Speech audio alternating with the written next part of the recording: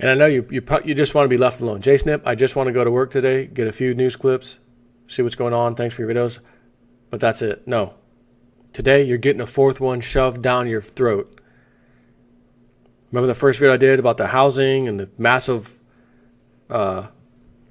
foreclosures all over the damn screen, the blue dots everywhere on Zillow? It's out of control. I'm looking at something here at Zero Hedge that I'm seeing the club may just use, could use, I should say, as an excuse. My housing market went down because of Trump. Well, no. CJ Snip 4's video about the massive collapse in housing right now with the massive blue dots all over the place. Blue dots on Zillow represent foreclosures and auctions. Auctions only happen because of foreclosures. And the red dots represent a poor sap that actually owns the house and is trying to sell. So, having said that, the club could have the housing crash come and then say, well, it was Trump. Trump's immigration ban caused this housing crash. And I thought, oh, good one, Zero Hedge, good one. They could use that as an excuse. Could Trump's immigration ban cause another housing crash? How important are immigrants to the U.S. housing market? At least according to a University of Washington economist, Mr. Jacob Vigdor, they could own roughly 12.5% of the housing stock in the U.S., worth about $3.7 trillion in aggregate. And here's the math. There are roughly 320 million people in the U.S. and 125 million houses, or about 2.5 people per household. Since there are 40 million immigrants living in the U.S., that implies they could own around, keep in mind, could own, we don't know, but could own around 16 million homes. Using an average home price of $225K would imply an aggregate household value of $3.7 trillion for immigrant families alone. And Bloomberg says, fueling housing demand, immigrants replace baby boomers retiring from the labor force, according to the University of Washington economist Jacob Vigdor. So it's the immigrants replacing baby boomers, not other Americans, right? Jacob, you're killing me. By his reckoning, the country's 40 million immigrants add $3.7 trillion to total housing wealth. In Houston's home county, the newcomers boosted the value of the typical home by $25,000 during the decade ended in 2010. Between 2015 and 2065, according to a Pew Research projection, future immigrants and their descendants will account for 88% of the U.S. population increase, or 103 million people. The question, of course, is whether or not Trump's immigration crackdown on both illegal immigrants and H-1B visa holders, both, by the way, are a Webbot hit, will reduce demand from immigrant families to such an extent that it actually drives down home prices. In San Francisco, an Indian software engineer, that's hard to believe, on a work permit, also hard to believe, canceled plans to bid on a $900,000 home. In Washington, a Brazilian nonprofit executive passed on a fixer-upper near her office. And in Mesa, Arizona, a 24-year-old son of an undocumented Mexican immigrant won the trust of a bank a green light for a mortgage, but now fears deportation. President Donald Trump's immigration policies threaten to crack a foundation on the American economy. The residential real estate market, legal and otherwise immigrants, long a pillar of growth and home buying, are no longer feeling the warm welcome and optimism necessary for their biggest purchase. I feel like with one stroke of Trump's signature, everything can be taken away. Even all my hard work, said Juan Rodriguez, the 24-year-old whose parents moved from Mexico when he was 7. He now works full-time while earning his college degree. So, remember, he was the undocumented, so he's an illegal too, because he was 7 when they moved. He's an illegal too. I feel like his signature, everything can be taken away, even all my hard work. Well, Juan, when you're in a country illegally, anything you do while you're in the country illegally that you feel you've worked hard for and put into something can be taken away if you get deported because you were here illegally. If you run a red light illegally, you're running a red light, it's illegal, and you smash into another car, it's your fault. But you illegally ran the red light, which caused you to crash into the car, which caused additional damage, right? You see, so if you were not here illegally in the first place, none of the other stuff could have happened. You couldn't have gone through the red light and crashed into somebody. Juan, are you following me? I understand you want to be here. I understand you don't want to go back to Mexico. There's nothing there for you. This is the country people want to come to. I understand. But what happens if there's a lifeboat that can only handle 8 people?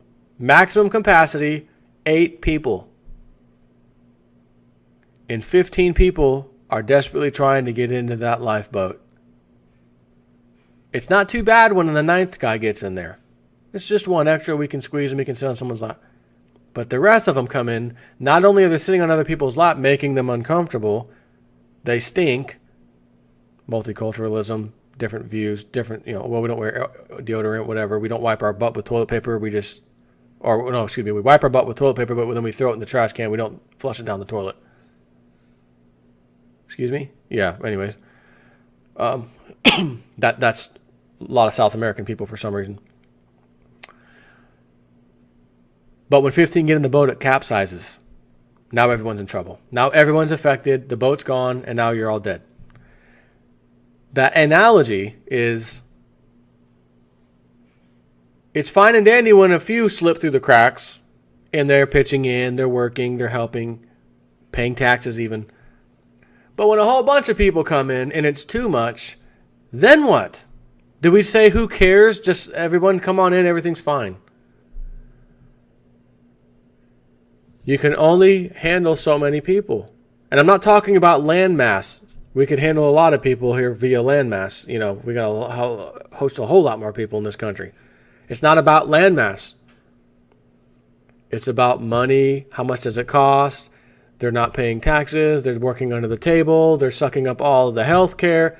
On and on and on. It's costing the rest of us an enormous amount of money. That is the point. Certainly, real estate brokers are full of circumstantial evidence to suggest a doomsday scenario is inevitable, but they're somewhat of a conflicted party. The 32-year-old Silicon Valley software engineer from India gave up on buying because Trump had so rattled him and his wife. He moved to the U.S. 7 years ago and decided to become a homeowner after marrying a biomedical engineer from his home country a few months ago. The newlyweds have H-1B visas, a program that technology and other companies rely on to hire 85,000 people each year. We were about to make some offers, he said, but we don't know what news will come out and how that will affect our jobs. I would never, listen to me, pro tip from JSNIP4, as if this is hard to even understand. If you don't live in a country as a resident or legal alien and or resident, you don't buy a house in the country to call your home because you don't legally live there. You're temporary. An H-1B visa is essentially temporary. So this doesn't bother me at all. Matter of fact, thank Mr. whatever your name was, Indian guy, thank Donald Trump for helping you, for saving you from yourself and your stupid decision to buy a house and you're not even a freaking citizen. Mr. Trump, President Trump, thank you. I'm going to thank him for you. And their real estate agent, Namita Shahani, sounds like another Indian friend, said a colleague in her office just had a customer with an H-1B visa pull out of a purchase contract in Fremont, California because of similar concerns. Another H-1B. Same answer. Who would be stupid enough to do that? It's not permanent. You could leave at any time. They can get rid of you. Things can change. You are not a freaking citizen. Don't do something stupid. But I want to be in America. I live in America, and I think the liberals will run things forever, and I'll be fine. Only to find out the liberals aren't running things anymore. Now what do I do? Well, now you may want to go back to your home country, to be honest with you. All morning clients have been calling me, she said. That's Shahani. We don't know which way to go, but if Trump keeps making it hard to hire people from overseas, the housing market will take a hit. See my first video today in this series about the housing market and the foreclosures and auctions that are out of control on the map. Connecting dots, you're connecting dots, connect all the blue ones, connect all the red ones. I've never in my life seen that many foreclosures all in an area. And in that area, and I move over to that area, and it's the same.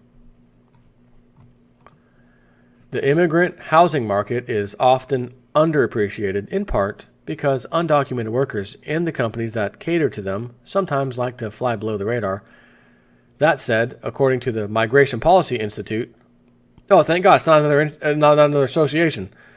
Jiminy Christmas. Roughly 1/3 of all illegal immigrants in the U.S., own a home either directly or through family and friends. Well, here's the thought. We have how many young kids, student loans out of control, $1.3, $1.4 trillion in debt. How many of them are now back living with their parents? A lot of them. How many of them would love to have a good paying job? All of them. How many of them thought they were going to get a good paying job because they've bought into the commercial on TV about going to college? All of them. And how many don't have jobs? Almost all of them. So if we take out the H-1B people, technology, good paying jobs, and hire some of our own freaking citizens, they'll be the ones who have the money to buy the houses that the H-1B foreigners have. Oh my God, that's where did I come up with this superior knowledge? It just hit me and I had to say that. Like, oh my God, I can't believe I thought of that. Yeah. A moron could think of that. A freaking monkey could come up with that. Get rid of the foreigners, hire your own people, and pay them the salary you're going to pay those other people, and they'll be buying the houses that you were concerned the H-1B visa people were going to buy, and now they can't buy. Well, guess what? Their job they're leaving, job's up. Come on in. Oh, you're from the U.S. Yeah, come on in. And it's the technology companies who like to pay those people a little less salary than the average American, maybe a lot less. So they want those people. That's our bread and butter. That helps our bottom line. It helps our profit. But you guys are so filthy rich, I don't want to hear it. Hire a freaking American. You idiots. Take care.